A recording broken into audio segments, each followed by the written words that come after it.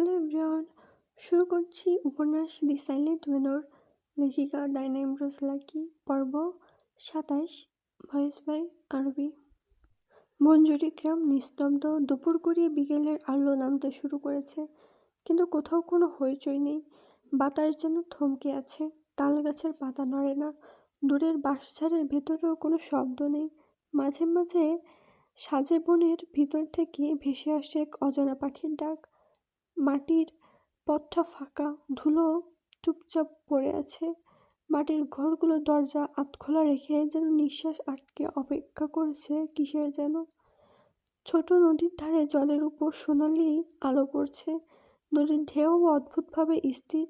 গ্রামের মানুষ কেউ বাহিরে নেই, কেউ মাঠে, কেউ উঠানে, কিন্তু সবাই যেন এক অজানা কারণে নীরবতাকে সম্মান জানিয়ে গলা নামিয়ে রেখেছে। বাতাসের মধ্যে হালকা ভেজা গন্ধ, আর নিস্তব্ধতার ভেতর দিয়ে মনে হয় গ্রাম বঞ্জরি কোনো গোপন কথা লুকিয়ে রেখেছে, আর সে গোপন খোলাসা যেন খুলে যাবে। দীর্ঘ সময়ের ব্যবধানে আহির, মীর এবং রাফিদ বঞ্জরি মরুভূমির পথ ধরে পাড়ি দিয়েছে। আজ যেন যেভাবেই হোক তাদের তালুকদার বংশের পতনের মূল কারণ সুফিয়ান ও ফারদিনা শেষ পরিণতি জানতেই হবে। চারিদিকে বেশ নিস্তব্ধতা, শুনশান, কোথাও কাউকে দেখা যাচ্ছে না। আহির দূর দূরান্তে চোখ মেলল, কাউকে দেখা যাচ্ছে না। মিট এদিক ওদিক তাকালো, রাফিদ তখন হঠাৎ পেছনের দিকে তাকালো। একজন আধবয়সী মহিলা আসছে, হাতে বাজারে ব্যাগ, খুব দ্রুত পায়ে হেঁটে বোধহয় বাড়ি ফিরছেন। রাফিদ বলল, কেউ আছেন এদিকে? আহির অশ্বব কেউ আসছে এদিকে। আহির অশ্ববের পৃষ্ঠা থেকে নেমে দাঁড়ালো। অচেনা লোকটির সম্মুখে দাঁড়ায়। প্রথম একটি শব্দ তাকে দাঁড় করিয়ে বলল, খালা। উনি দাঁড়ালেন। তিনজন অশ্ববধারীকে দেখে প্রথমত অদ্ভুত রকম ভয় পেলেন। মঞ্জুরি গ্রামে অশ্ববধারীদের দেখে অবাক হলেন। এ গ্রামে অশ্বব চালক কেউ নেই। উনি বললেন, তোমরা কারা? এই গ্রামে নতুন মনে হইতাছে। আহির এবং মীর একে অপরের দিকে তাকিয়ে আছে।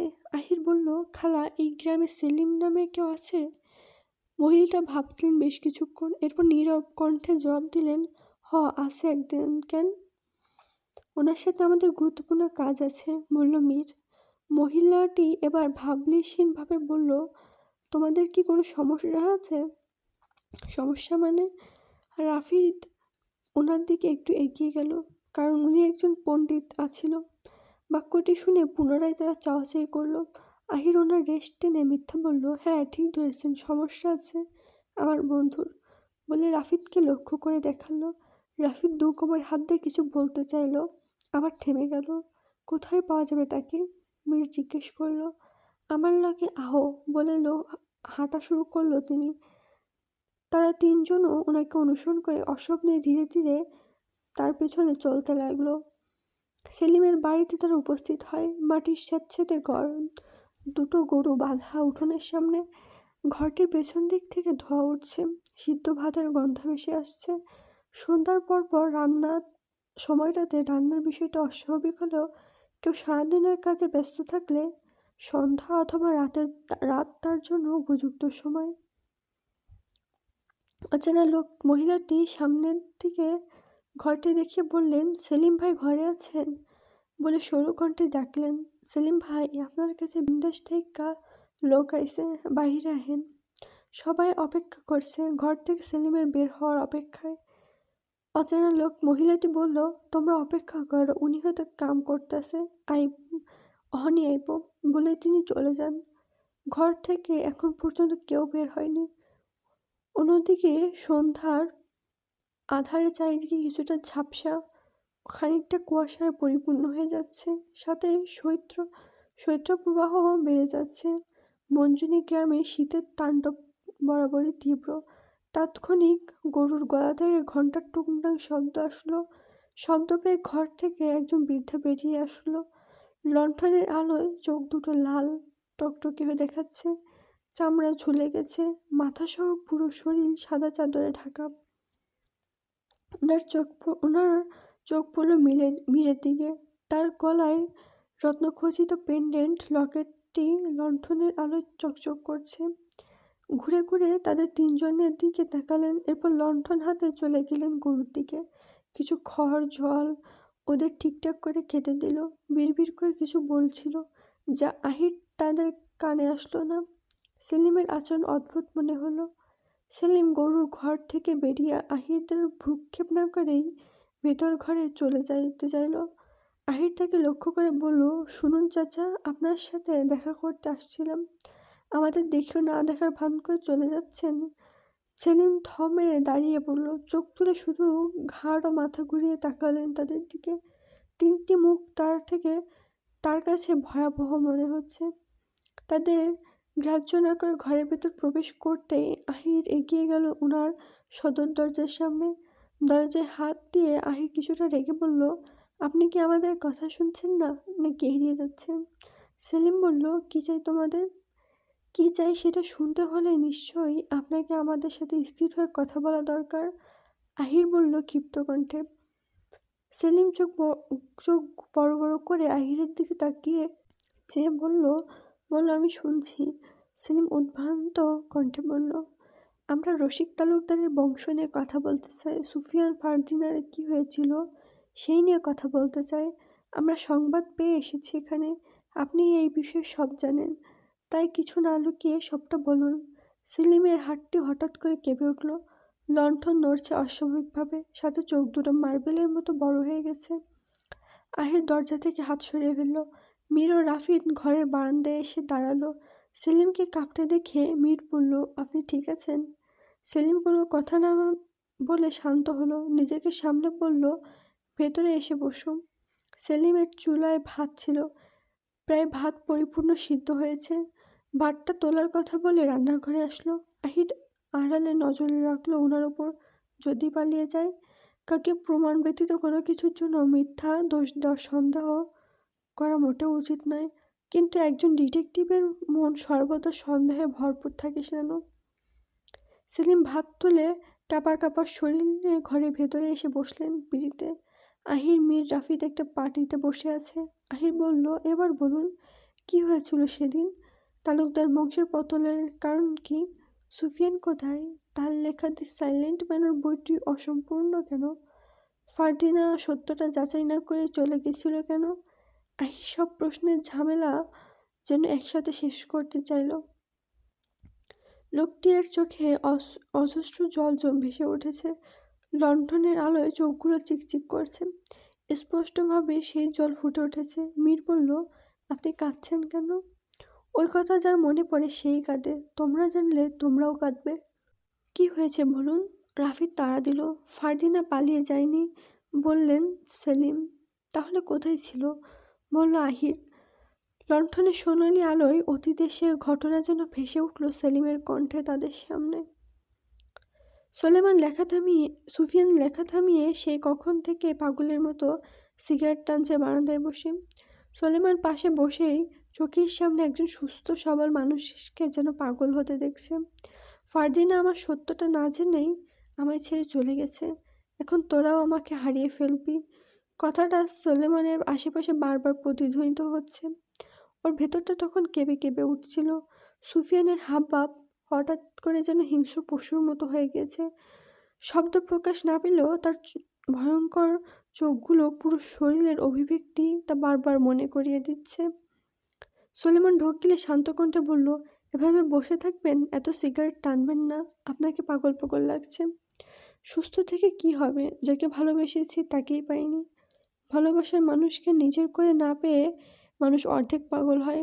আর যদি ভুল বুঝে স্বপ্নের প্রিয়সী দূরে চলে যায়, তখন মানুষ পুরোপুরি পাগল হয়।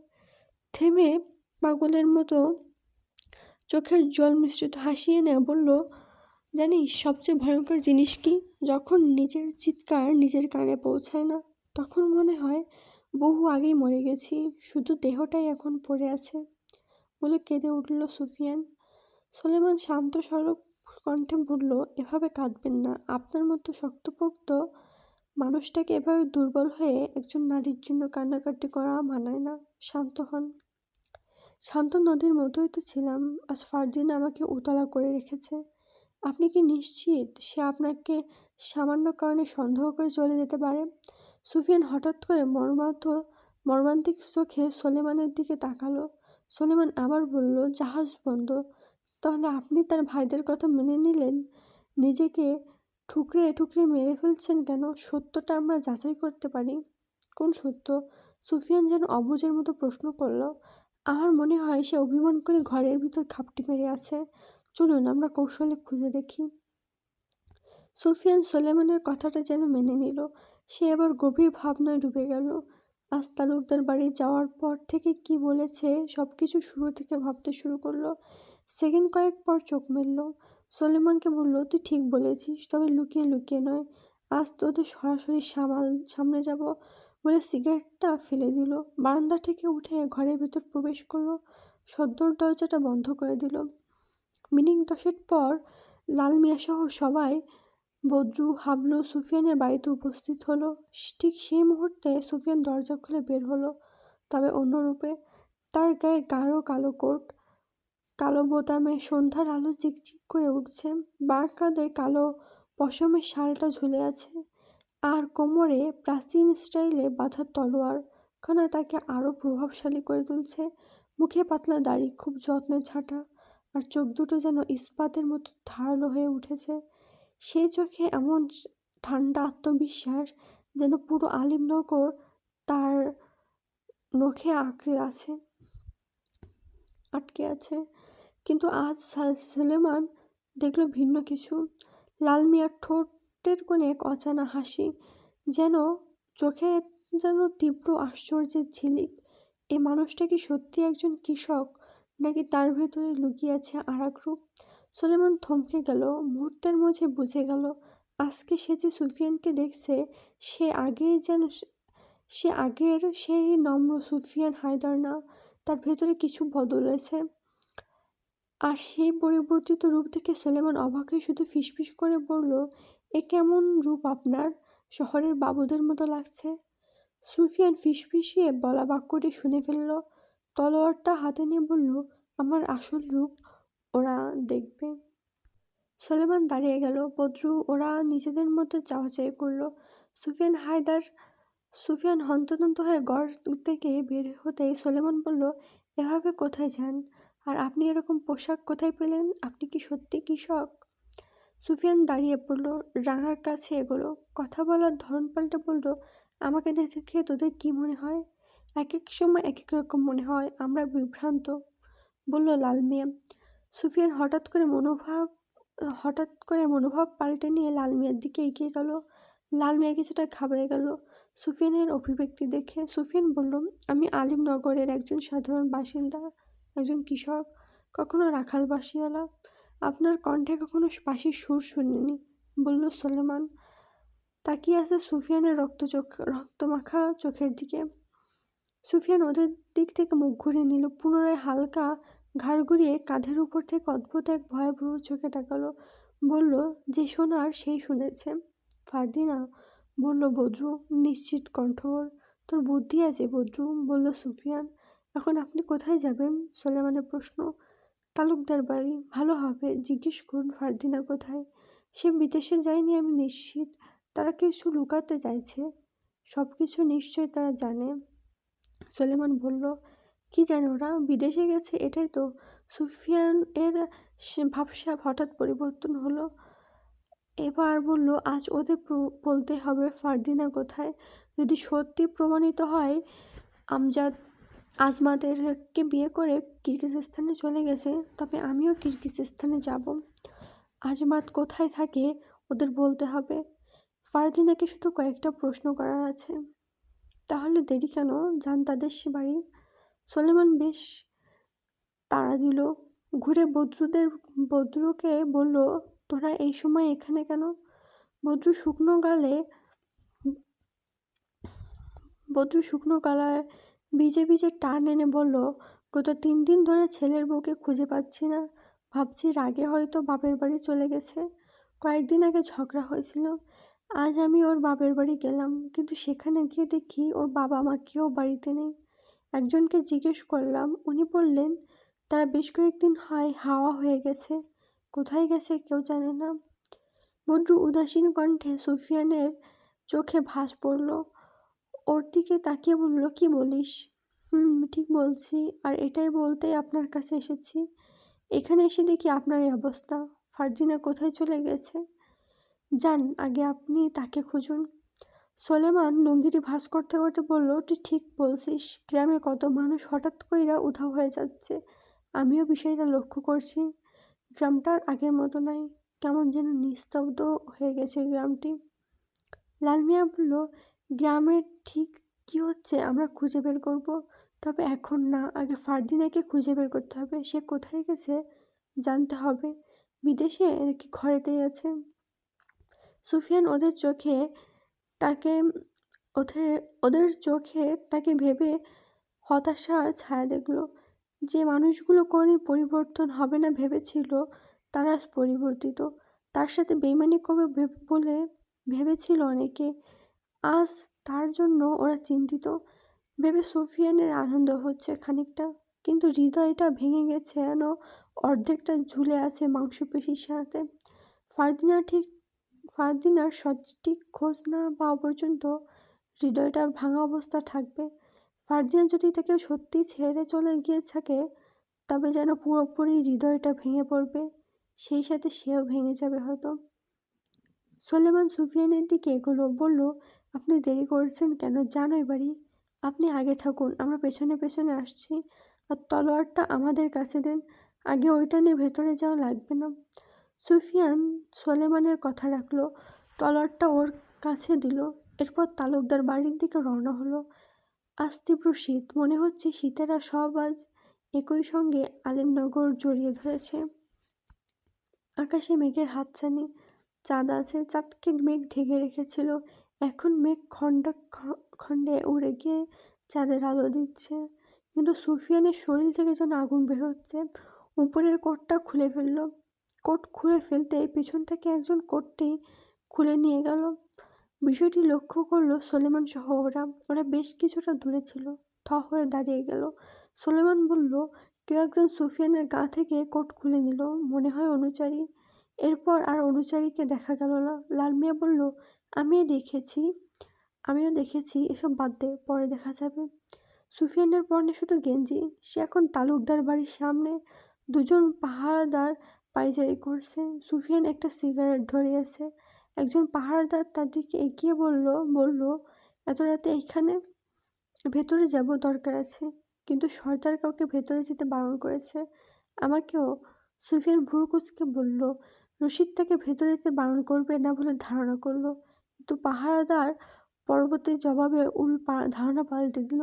বলল, আপনাকেও যেতে বারণ করেছে। শুনে অবাক হলো কিছুটা সুফিয়ান। সিগারেটে শেষ টান দিয়ে ফেলে দিল। বলল, আমাকে ভেতরে ঢুকতে না দেওয়ার কারণ? তা জানিয়ে না। সুফিয়ান ওদের কথা শুনল না, ভেতরে প্রবেশ করতে চাইল। তখন হঠাৎ একজন পাহারাদার তার সামনে বাধা দিয়ে হাত বাড়িয়ে দিল, বলল, যাবেন না। সুফিয়ানের মেজাজ বিগড়ে গেল। ওদের সাথে রাগ দেখাতে মোটেও ইচ্ছা করছে না, কিন্তু এখন উপায় নেই। যে কেউ হোক ভেতরে প্রবেশ করতে হবে। সুফিয়ান পাহারাদারকে শান্ত কণ্ঠে ক্রোধের আহ্বাস নিয়ে বলল, সর সামনে থেকে। না হয় সর সামনে থেকে। না। পাহারাদার না বলতেই ওর নাক বরাবর এক ঘুষি মারল সুফিয়ান। পাহারাদার পাশে সরে গেল, নাক থেকে রক্ত বের হলো। অন্য পাহারাদার অনুযায়ী সুফিয়ানের তেজ দেখে হকচকে উঠল। ওরা পাশ থেকেও আরও পাশে সরে গেল। সুফিয়ান আঙুলের ইশারায় হুমকি স্বরূপ বলল, আমি একটা কথা একবারে বেশি বলতে পছন্দ করি না। দ্বিতীয়বার বলতে গেলে আমার মস্তিষ্কে আগুনের ফুলকি জেগে ওঠে। বলে সে ভেতরে প্রবেশ করলো। ঘরের সদর দরজার সামনে যেতে মনে হলো দোতলার বারান্দা থেকে কেউ দাঁড়িয়ে আছে। সুফিয়ান স্থির হয়ে দাঁড়িয়ে পড়ল। জেবুন্নেসা দাঁড়িয়ে আছে। এত রাতে সে যেন সুফিয়ানের আসার অপেক্ষায় ছিল। সুফিয়ান তাকে পাত্তা না দিয়ে সদর দরজার সামনে দাঁড়ালো। সেখানে যে পাহারাদার ছিল, সে তাৎক্ষণিক দরজা খুলে দিল। আশ্চর্যের বিষয় হলো, দরজার বাইরে থেকে তালাবদ্ধ ছিল। সুফিয়ান সেই নিয়ে কোনো প্রশ্ন করার আগেই দরজা খুলে দিল। ঘরের ভেতরে বেশিরভাগ আলো নিভানো, 2-4টে লণ্ঠন জ্বলছে, কিছু মশাল দোতলার দেয়ালে ঝুলছে। সুফিয়ান আশেপাশে দেখল, কেউ নেই। চোখ তুলে দোতলার দিকে দেখতেই দেখলো জেবুন্নেসা সিঁড়ি বেয়ে নামছে। বলল, তুমি এখানে? আজ তোমার সাজসজ্জা অন্যরকম। হঠাৎ রূপ পরিবর্তনের কারণ? আপনার কি মনে হয় কী কারণ হতে পারে? তোমাকে বোঝার ক্ষমতা কারণ নেই, আমারও না। তবে এতটুকু নিশ্চিত তুমি সাধারণ কেউ নয়। সুফিয়ান নিঃশব্দে হাসলো, বলল, আপনি অবশেষে একটু হলেও আমাকে চিনতে পেরেছেন। এখন বলো, কে তুমি? তোমার উদ্দেশ্য কি? অপেক্ষা করুন, সবটা জানতে পারবে। তবে আমার আসল রূপের খেলা আপনাদের না দেখলেই ভালো হবে, কারণ আমার তাণ্ডব লীলা সহ্য করতে পারবেন না। জেবুন্নেসা সোফায় বসলেন, বললেন, রূপ দেখালে তাণ্ডব খেলা দেখতে হবে, কারণ? সুফিয়ান ঠোঁট বাঁকিয়ে হাসলো। জেবুন্নেসার অপর প্রান্তে সোফায় পা তুলে বসলো। সুফিয়ান বলল, তখন আপনারা আমার উপর ঝাঁপিয়ে পড়বেন, আর আমি তখন আঘাত করলে আপনারা সেই আঘাত সহ্য করতে পারবেন না। তোমার এখন এই রাতে এই বাড়িতে আসার কারণ কি বলো? ফারদিনা কোথায়? ও, তার মানে এই কারণ। তোমার আর ফারদিনা প্রেম চলে, আমি অনেক আগে থেকেই জানি। তোমাদের একসাথে অনেকবার দেখেছি, রাত বেরাতে এখানে ওখানে ঘুরছো, সব দেখেছি। আপনি আমাদের অনুসরণ করতেন লণ্ঠন হাতে, কখনো ক্ষেতের আড়ালে, কখনো গাছের আড়ালে। আমিও আপনাকে দেখেছি, কিন্তু আপনার দেখা না দেখা নিয়ে কিছু যায় আসেনি। আমাকে তুমি সহজভাবে নিতে কেন? তুমি চাইলে আমি চাইলে তোমাদের ক্ষতি করতে পারতেন, করেননি। সে সাহস আপনার জন্মায়নি, কারণ আমি তোমার সত্যটা যাচাই করতে চেয়েছিলাম। তোমাকে নিয়ে আগে থেকে সন্দেহ ছিল, শুধু উপযুক্ত প্রমাণ ছিল না। এখন আছে। সুফিয়ান কঠিন চোখে প্রশ্ন করল, তোমার সাথে ফারদিনের সম্পর্ক ছিল, সেটা সবাই জেনে গেছে, আমিও জানিয়েছি, কিন্তু আফসোস, তোমার সম্পর্ক পূর্ণতা পেল না। ফারদিনা বিদেশি ছেলের হাত ধরে চলে গেছে, তাও বিয়ে করে। মিথ্যা কথা, সুফিয়ান আত্মবিশ্বাসের সাথে বলল। থেমে আবার বলল, ও এই বাড়িতে আছে, আপনারা ওকে লুকিয়ে রেখেছেন। বলুন, ও কোথায় আছে? কোথায় আটকে রেখেছেন? আশ্চর্য, মিথ্যা কেন বলবো আমরা? গত কিছুদিন ধরে জাহাজ চলাচল বন্ধ, তাহলে ওরা বিদেশ গিয়েছে কীভাবে? জেবুন্নেসা নড়ে চড়ে বসলেন, চোখের চারপাশে কুঁচকে গেল খানিকটা। সুফিয়ান তীক্ষ্ণ চোখে লক্ষ্য করে বিষয়টা বলল, কি হলো, ভয় পেয়েছেন কেন? সত্য জায়গায় পা পড়েছে আমার, তাই মিথ্যার আড়াল থেকে উঠে দাঁড়াতে পারছেন না নিশ্চয়ই। তুমি অনেক বেশি কথা বলো। ওরা ওরা হয়তো অন্য পথে গেছে। কথাগুলো এলোমেলো ছিল। সুফিয়ান হেসে বলল, তোতলাচ্ছেন কেন? যে সত্য কথা বলে সে কখন তোতলায় না। পানমুখী তাই কথা আটকে গিয়েছিল। এটাও মিথ্যা। ওনার মুখ একদম পরিষ্কার, মুখে পান থাকলে ঠোঁট লাল থাকতো, জিহ্বাও লাল থাকতো। সুফিয়ান স্পষ্ট দেখল ওনার মুখে পান নেই। মুখে কিছু রেখে কথা বললে কথা ভার শোনায়। সুফিয়ান পান নামিয়ে ফেললো, দাঁত কিরমির করে এদিক সেদিক দেখলো, বলল, আপনি পান খাচ্ছেন না? আপনি নারী না হলে যদি পুরুষ হতেন, এতক্ষণে আপনার জিহ্বা টেনে ছিঁড়ে ফেলতাম। তোমার সাহসটা কম নয়, আমার জিহ্বা ছেঁড়ার কথা বলছো? ছেঁড়ার কথা বলেছি, ছেড়ে নিয়ে আপনার ভাগ্য ভালো, বেশিক্ষণ ভালো থাকবে না যদি সঠিক তথ্য না দেন। আমার কথা বিশ্বাস না হলে আদিবকে জিজ্ঞেস করো। আদিব সিঁড়ি দিয়ে নেমে সুফিয়ানের পেছনে আসলো, পায়চারি করতে করতে বলল, তুই এখানে আবার এসেছিস কেন? সুফিয়ান দাঁড়িয়ে বলল, তোরা মিথ্যা বলেছিস কেন? ফারদিনা বিদেশে যায়নি, জাহাজ চলাচল বন্ধ। তাহলে ওরা নিশ্চয়ই উড়ে উড়ে যায়নি। আমরা কখন বললাম ওরা সমুদ্র পথে গিয়েছে? উঠে চলে গেছে মরুভূমি পথে। সুফিয়ান হঠাৎ করে স্তব্ধ হয়ে গেল। আদিবের কণ্ঠে মিথ্যার আশ্রয় দেখা যাচ্ছে না। সে খানিকক্ষণের জন্য বিশ্বাস করে ফেলল, উঠে চড়ে দূরের পথ পাড়ি দেওয়া যায়। বিষয়টি সুফিয়ান ভুলেই গিয়েছিল। এখন সে কি করবে? কিরগিজস্তানে চলে যাবে? ফারদিনা সত্যি তাকে ছেড়ে চলে গেছে? পুনরায় ভাবনাগুলো তার ভেতর ঘুরপাক খাচ্ছে। সে দুর্বল হয়ে গেল। বুকের ভেতর ধুকপুক শব্দ সৃষ্টি হয়েছে। আদিব সুফিয়ানের দিকে তাকিয়ে বলল, তোর রূপ পরিবর্তিত, তুই নিশ্চয় কৃষক নস। একজন কৃষক শিক্ষিত ছেলেদের মতো চলতে পারে না, শুদ্ধ ভাষায় কথা বলতে পারে না, চোরদের শুদ্ধ ভাষা শেখাতে পারে না, লিখতে পারে না, শহুরের ছেলেদের মতো পোশাক পরতে পারে না, বিশেষ করে সেই পোশাক কেনার মতো সামর্থ্য থাকতে পারে না। তোর এই সামর্থ্য কোথা থেকে আসলো? ইউরোপ থেকে আসা সিগারেট খাওয়ার সামর্থ্য তো কোথা থেকে আসলো? আমি ইউরোপের সিগারেট খেয়েছি তা তুই জানলি কীভাবে? আমার কাছ থেকে আমার কাছে অনেক তথ্যই আসে। তুই যদি ভেবে থাকিস তুই একাই চালাক তাহলে ভুল। সুফিয়ানের রাগ উঠল, কিন্তু রাগ বহিঃপ্রকাশ করলো না। বলল, আমার এখনো বিশ্বাস হচ্ছে না ফারদিনা বিদেশে চলে গেছে, তাও অন্য কারো হাত ধরে। তুই খোঁজ নে, দরকার হয়। আমি ওর ঘরে একবার যেতে চাই। আদিব ভেবে বলল, চল। ফারদিনার ঘরে তারা গেল। আদিব একপাশে দাঁড়ায়, জেবুন্নেসা সুফিয়ানের দিকে একবার একবার আদিবের দিকে তাকায়। সুফিয়ান ঘরটির চারিপাশে দেখল, বিছানা উল্টে পাল্টে দেখল, কিছু খুঁজছে, নিজেও যেন বুঝতে পারছে না। মাথা থেকে সব কিছু বেরিয়ে যাচ্ছে। কিছুক্ষণ পর বোধহয় নিজের নামটাও ভুলে যাবে। সেই উপক্রম দেখা দিচ্ছে। আদিব জেবুন্নেসাকে ইশারা করলো। জেবুন্নেসা মাথা নাড়িয়ে বোঝালো সে বুঝেছে। এরপর কোথায় গিয়ে একটা ভাঁজ করা কাজ উদ্ভ্রান্ত সুফিয়ানের দিকে এগিয়ে দিল। সুফিয়ান বিছানার বালিশ উল্টাচ্ছিল, হাত থামিয়ে কাগজটির দিকে তাকালো। আদিব বলল, ফারদিনা নিশ্চয় তোর জন্য চিঠি রেখে গেছে, এটাই ভেবেছিস তাই তো? এতক্ষণ ধরে ওটাই খুঁজছিলি? নে পড়ে দেখ কি লেখা আছে। সকালে তোকে দেব বলে ভেবেছিলাম। সুফিয়ানের হাতটা কাঁপছে, তার রূপের সাথে যেন ভেজা চোখ, কাপা হাত বেমানান লাগছে। চিঠি খুলল। প্রিয় বাঁশিওয়ালা, তোমার বাঁশির সুরে প্রথমবারের মতো ছুটে গিয়েছিলাম অন্ধকার রাতে।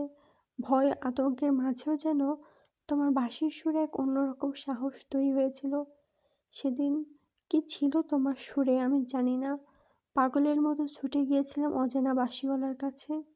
তোমাকে দেখা মাত্রই ভয়ে মরা জীবনটা হঠাৎ যেন আনন্দে আর সাহসে ভরে উঠল। তোমার সুর আমাকে মুগ্ধ করে, তোমার ওই মায়াভরা দৃষ্টি আমাকে মুগ্ধ করে। প্রথমবারের মতো সেদিন তুমি আমাকে শত্রুদের হাত থেকে রক্ষা করেছিলে। সেদিনই ধরে নিয়েছিলাম এই মানুষটি আমাকে হয়তো সারা জীবন আগলে রাখার জন্য উপযুক্ত। নিখুঁত ভালোবেসে ফেলেছিলাম তোমার সরলতাকে। একজন বাঁশিওয়ালার মায়া আটকে গিয়েছিলাম। জমিদারের মেয়ে হয়ে একজন সাধারণ কৃষককে ভালোবাসাটা অন্যদের কাছে অস্বাভাবিক মনে হলেও আমার কাছে সে তুমিই সেরা। কিছুটা সময়ের ব্যবধানে আমার অনুভূতি আরও চেপে ধরে রাখতে পারলাম না। প্রকাশ করে দিলাম আমি তোমাকে ভালোবাসি। তুমিও বললে আমাকে ভালোবাসো। সেদিন আমি বলেছিলাম আমার খুব ইচ্ছা তুমি আমাকে গোলাপ দিয়ে প্রেম নিবেদন করবে। তুমিও আমাকে আশা দিয়েছিলে করবে। কিন্তু কতটা বোকা আমি দেখো। তোমার সব কথা বিশ্বাস করেছিলাম, বিয়ের প্রতিশ্রুতি দিয়েছিলে, আমি বিশ্বাস করেছিলাম, আশায় থেকেছিলাম। আমি বোকা ছিলাম সুফিয়ান। তুমি বলতে না আমি বোকা, গর্দভ, বুদ্ধিহীন। সত্যিই আমি তাই। নয়তো তোমাকে খুঁজতে পাগলের মতো তোমার গ্রামে ছুটে যেতাম না। সেদিন বোধহয় তোমার গ্রামে যাওয়া আমার উচিত হয়নি। তোমার আসল রূপ আমাকে নাড়িয়ে দিয়েছিল। তুমি মিথ্যা বলেছ। তুমি সাধারণ কেউ নাও। তুমি আমাকে মিথ্যা আশা দিয়ে অন্য কাউকে বিয়ে করে নিয়েছো। তোমার অন্য কারোর সাথে দেখে নিজেকে সামলাতে পারিনি, ভেঙে পড়েছিলাম সেদিন। পুরোপুরি শেষ হয়ে গিয়েছিলাম। আমি আমার সবটুকু ভালোবাসা দিয়েও তোমাকে পাইনি। আমার সব কিছু বিলিয়ে দিয়েও তোমাকে ধরে রাখতে পারিনি। তুমি বলেছিলে না যে সম্পর্কের সেতুবন্ধন মিথ্যা দিয়ে তৈরি হয়, সে সম্পর্ক কোনোদিন পূর্ণতা পায় না। তুমি ঠিক বলেছিলে। সেদিন তোমার কথাটা আজ বাস্তব প্রমাণিত হয়েছে। আমাদের সম্পর্ক পূর্ণতা পায়নি, কীভাবে পাবে? তুমি তো আমাকে ভালোবাসোনি। আমি বোকার মতো ভালোবেসে আজ সত্যি হেরে গেছি। আমি তোমাকে অভিশাপ দেব না। সবসময় চাইবো তোমার ভালো হোক, তোমার স্ত্রীকে নিয়ে ভালো থেকো। আফসোস তোমার বাঁশির সুর আর শোনা হলো না, আর হয়তো কোনোদিন হবেও না। আমি দূরে চলে যাচ্ছি। এখানে থাকলেই তোমার কথা বেশি বেশি মনে পড়বে, তোমার স্মৃতিগুলো নাড়া দিবে। সহ্য করতে পারবো না। ভালো থেকো। ইদি, বোকা ফারদিনা।